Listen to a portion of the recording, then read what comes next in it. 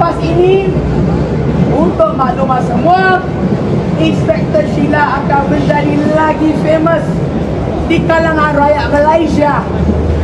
Terima kasih kerana sudi menahan saya di hari yang mulia ini, Hari Thaipusam.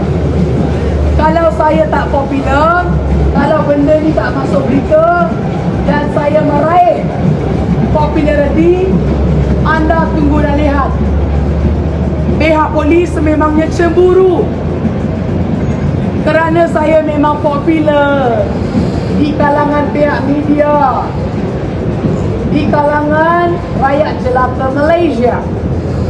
Kita tunggu dan lihat apakah keputusan ASP Tuan Rizif.